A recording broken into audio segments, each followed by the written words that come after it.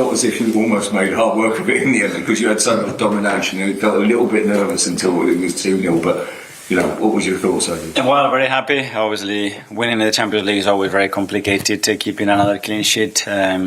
We make, I think, 11 in 14 games, which is remarkable from the boys. I think we started the game really well. I think we looked at real threat, really dynamic, really playing forwards, a lot of run, a lot of threats.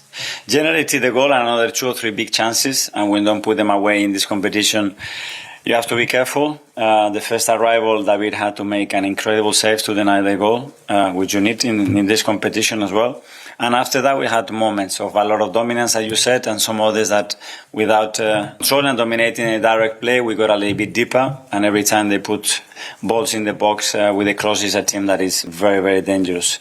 At the end, again, missed 2 big chances, but at the end, find a way with Bukayo to score a goal and breathe a little bit in the first few minutes because it's a team that end of the game really well. I think they won 5 already this season in the last few minutes, and we discussed that they're going to keep believing till the end, and they made it difficult till the end. One of them. Just on Martin Odegaard in that first half there, he was really buzzing in terms of that 3 in the midfield.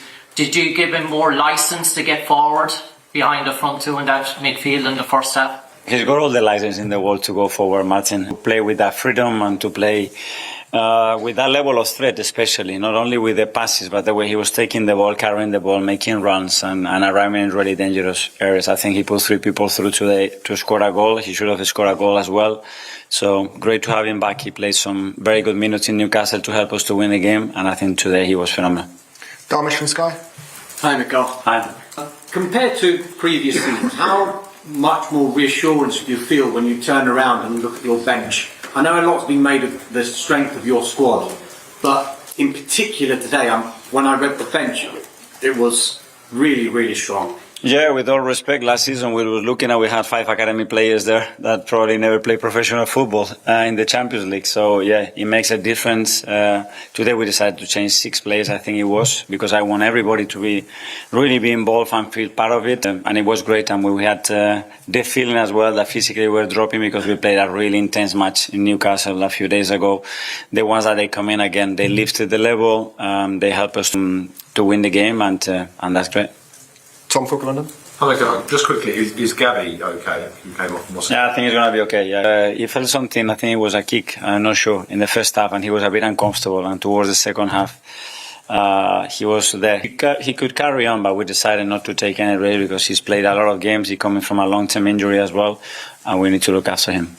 And this is the first time in 4 home games you've beaten Olympiakos, which seems somewhat baffling. Is there, in a European game, is there sometimes that narrative that can creep into your mind despite that history going back so many years?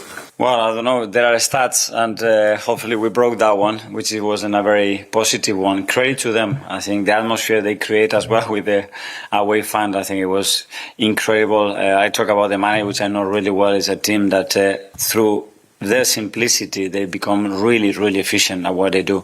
And we knew that, and they presented a very tough game as we expected. Jordan, son? I'm okay. Just on Victor, he did everything so well tonight, apart from finish. He looks desperate every time he's playing right now to score. It's coming up to now a month that he hasn't scored. Can you sense that he's getting a bit frustrated, a bit anxious? He's not scoring, he's not on a run? What I sense is that he's doing better and better things every game. One today he was denied a few times, one of the blocks, and then hits the post. But I think overall his performance was exceptional. Again, his work rate was really good. And yeah, we want him to be scoring goals. But if he doesn't do that, at least to do everything else that he's doing for the team, because he's helping the team a lot. It's only a matter of time and before that, because once he gets his first one, then it will be a chain reaction. I don't know, but hopefully yes, and hopefully it will be on Saturday.